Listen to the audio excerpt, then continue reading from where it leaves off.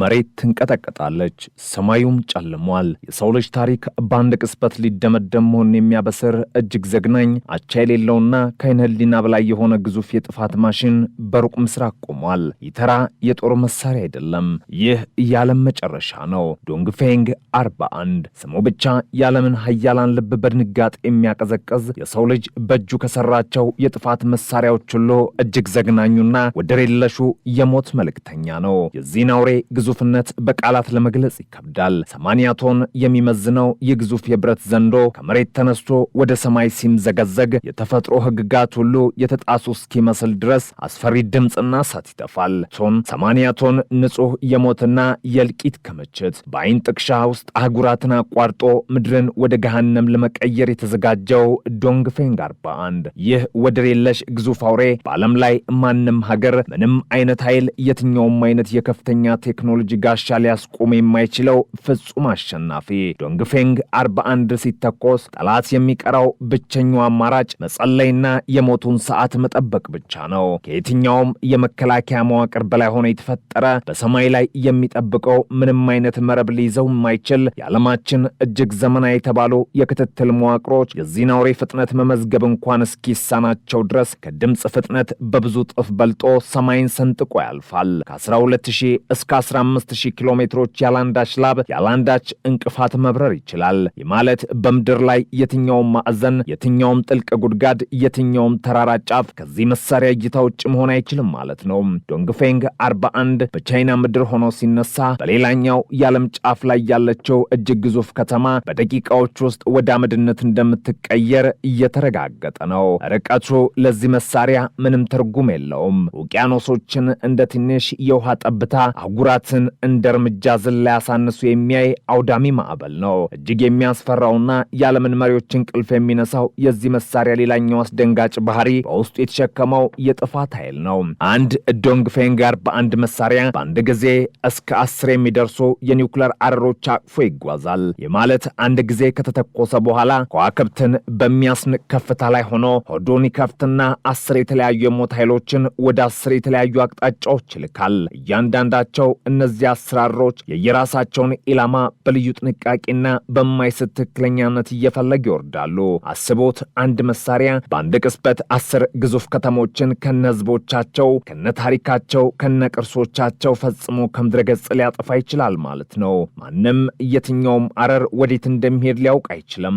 10ሩም አረሮች እንደ ዝናብ ሲዘንቡ ምድር በሳት ትበላለች። ከተሞች በቅጽበት ይተናሉ። ሕይወት ያለው ነገር ሁሉ በአይን ጥቅሻ ወደ ትቢያነት ይቀይራል። ይህ ማንም ሊያስቆመው የማይችለው ግዙፍ ኃይል የዓለምን የፖለቲካና የኃይል ሚዛን ሙሉ በሙሉ ዘቅዝቆታል። ምዕራባውያን ሀያላን በገዛ ቤታቸው ሆነው በፍርሃት እንዲንቀጠቀጡ አድርጓቸዋል።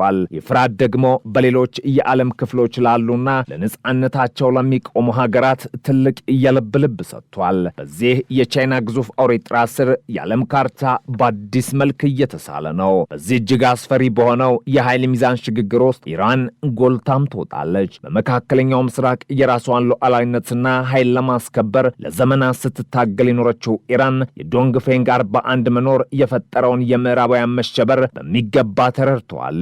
ቻይና ይህን አቻ የሌለውን መሳሪያ ይዛ የዓለምን ጣሪያ ስትቆጣጠር፣ ኢራን ደግሞ ከዚህ ከለላ ስር ሆና በመካከለኛው ምስራቅ ማንም የማይደፍራት ማንም ሊነካካት የማይችል ግዙፍ ኃይል እየሆነች መጥታለች። የምዕራቡ ዓለም አይኑን ወደ ምስራቅ አዙሮ የቻይናን ዘንዶ እንቅስቃሴ በፍርሃት ሲከታተል፣ ኢራን የራሷን የብረት መከላከያና የማጥቃት አቅም በማጎልበት ቀጠናውን ሙሉ በሙሉ በቁጥጥሯ ስር እያደረገች ነው።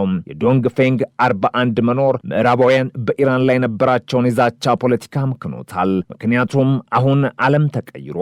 የጥፋት ሚዛኑ በአንድ ወገን ብቻ አይደለም። ኢራን አሁን ብቻዋን አይደለችም። የዓለም ስርዓት ፈርሷል።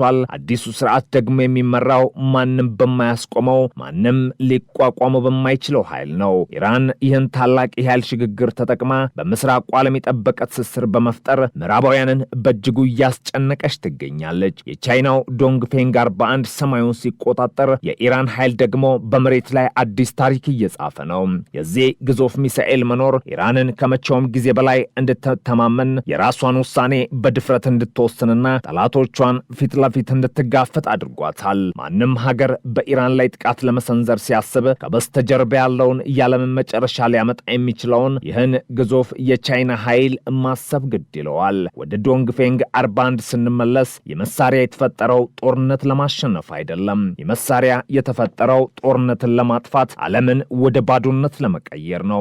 ፍጥነቱ ብርሃንን የሚገዳደር፣ ጉልበቱ ፀሐይን ወደ ምድር ያወረደ ያህል የሚፋጅ ነው። ሲተኮስ ሰማዩ ይቀደዳል፣ ደመናው ይበተናል፣ አየሩ በሳት ይሞላል። ጠላቶችን መሳሪያ በራዳሮቻቸው ማያ ገጽ ላይ ሲያዩት የሚያዩት መሳሪያ ሳይሆን የገዛ ሞታቸውን ነው፣ የአገራቸውን መቃብር ጭምር። መከላከያ የሚባል ነገር ከቶ አይኖርም። ምድር ቤት መደበቅ አያድንም። ውቅያኖስ ውስጥ መስጠም አይታደግም። ዶንግፌንግ 41 አንድ ኢላማውን ከለየ የኢላማ በሕይወት የመኖር መብቱን በዚያው ቅጽበት አጥቷል ማለት ነው።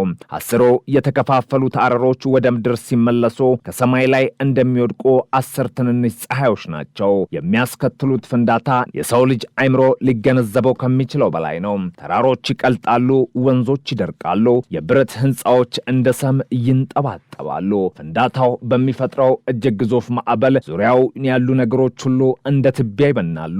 መሬት ይነደላል፣ ሰማዩ በጭስና በሳት ይሸፈናል። የቀን ብርሃን ወደ ዘላለማዊ ጨለማ ይቀየራል። ይህ አንዱ ዶንግፌንግ 41 የሚያመጣው መዓት ነው። የአውዳሚ ኃይል የዓለምን ህልውና በክር ላይ አንጠልጥሎታል። የሰው ልጅ ለሺህ ዘመናት የገነባው ስልጣኔ የፈጠረው እውቀት ያቆመው ከተማ ሁሉ የዚህ መሳሪያ ቁልፍ እስኪጫን ድረስ ብቻ የሚቆይ ጊዜያዊ ትርኢት ሆኗል። ዶንግፌንግ 41 ከተለመዱት የጦር መሳሪያዎች ተርታ አይመደብም። እርሱ የሞት አምላክ ቁሳዊ ቅርስ ነው። ቁመቱ፣ ግዝፈቱና የሚያመነጩ የጥፋት ኃይል በሰው ልጅ ታሪክ ውስጥ ታይቶም ተሰምቶም አይታወቅም። ይህን እውነት የተረዱት ሀያላን ሀገራት አሁን ያላቸው አማራጭ አንድ ብቻ ነው፣ እርሱም በፍርሃት መኖር። ቻይና ይህን አውሬ በጓዷ ደብቅ አይደለም የምትኖረው፣ ይልቁንም በመንኮራኩር ላይ ጭና በየመንገዱ በማንቀሳቀስ ለማንም ሳይታሰብ ከየትኛውም ቦታ ሆኖ በማንኛውም ሰዓት ሊተኮስ እንደሚችል ለዓለም ታሳያለች። ይህ ተንቀሳቃሽነቱ ደግሞ መሳሪያውን ይበልጥ አደገኛና ሊገመት የማይችል ያደርገዋል። ማንም ሰው አውሬው የት እንደተኛ ያውቅም። ነገር ግን አውሬው ሲነቃ ዓለም እንደሚያበቃ ሁሉም ጠንቅቆ ያውቃል። በዚህ ፍርሃት ውስጥ ነው እንግዲህ ኢራንን የመሳሰሉ ሀገራት የራሳቸውን ታላቅነት እየገነቡ ያሉት። ዓለም በዶንግፌንግ 41 ፍርሃት በታጠረችበት በዚህ ዘመን ኢራን የራሷን የጥፋት ኃይልና የመከላከያ አቅም በማሳደግ ጠላቶቿን በሩቅ እያሰረች ትገኛለች። ምዕራባውያን በሁለት እሳት መሃል ገብተዋል። አንደኛው በምስራቅ ያለው የዓለም አጥፊው ዶንግፌንግ 41 ሲሆን፣ ሁለተኛው ደግሞ በመካከለኛው ምስራቅ ያለችውና ማንም ሊነካት የማይደፍራት አቅሟን በየዕለቱ የምታጎለብተው ኢራን ናት። ዶንግፌንግ 41 የሰው ልጅ የራሱን ማጥፊያ በራሱ እጅ እንዴት በሚያስገርምና በሚያስፈራ ሁኔታ እንዳበጀ የሚያሳይ ህያው ምስክር ነው። የመሳሪያ የተሰራው ለመዋጋት አይደለም፣ የተሰራው ሁሉንም ነገር ለማቆም ነው። አንዴ ከተተኮሰ የሰው ልጅ ታሪክ ይዘጋል፣ መጽሐፍት ይቃጠላሉ፣ ትውስታዎች ይጠፋሉ። ዶንግፌንግ 41 ማንም ሊያሸንፈው፣ ማንም ሊያመልጠው፣ ማንም ሊቋቋም የማይችለው የዓለማችን እጅግ ግዙፉ ፈጣኑና አጥፊው የሞት መልእክተኛ ሆኖ በዘመናችን አናት ላይ ተቀምጧል። ምድር በዝምታ ትጠብቃለች፣ ሰማዩም በፍርሃት ይመለከታል። ምክንያቱም አውሬው ከተነሳ ነገ የሚባል ነገር አይኖርምና። የዚህ ግዙፍ አውሬ ጥላ በዓለም ላይ ማጥላቱን ቀጥሏል። እያንዳንዱ ሰከንድ የሚያልፈው በከፍተኛ ጭንቀትና በሞት ስጋት ላይ ነው። ሀያላን የተባሉት የዓለም መንግስታት ሁሉ የራሳቸውን መቃብር እየቆፈሩ እንዳሉ በጥልቀት ተገንዝበዋል። ምክንያቱም የዶንግፌንግ 41 የጥፋት ቁልፍ በስጫነበት በዚያች እርጉም ቅጽበት የተመኩበት የዘመናት የቴክኖሎጂ ብልጫቸው ሁሉ በአንድ ጀንበር ትርጉም አልባ ብናኝ ሆነላቸዋል። የመተንፈሻ ያሳጣ የፍርሃት ድባብ ለአዳዲስ የኃይል ሽግግሮች ሰፊ በር ከፍቷል። ኢራን ይህንን የዓለም ሽብርና የምዕራባውያን መደንዘዝ እንደ ታላቅ አጋጣሚ በመጠቀም የራሷን የማይበጠስ የብረት መረብ በመላው የመካከለኛው ምስራቅ ላይ አጥብቃ ዘርግታለች። ማንም ወራሪ ኃይል ወደ እርሷ ዘልቆ መግባት አይችልም። የምዕራባውያን የተለመደ ዛቻና ማስፈራሪያ ልክ እንደ በረሃ ነፋስ ድምፅ አልባና ከንቱ ሆኖ ቀርቷል። የቻይናው የሞት መልእክተኛ በዓለም ላይ የፈጠረው ግዙፍ የፍርሃት ግንብ የኢራንን ድንበሮች ከማንኛውም የውጭ ጥቃት እንደ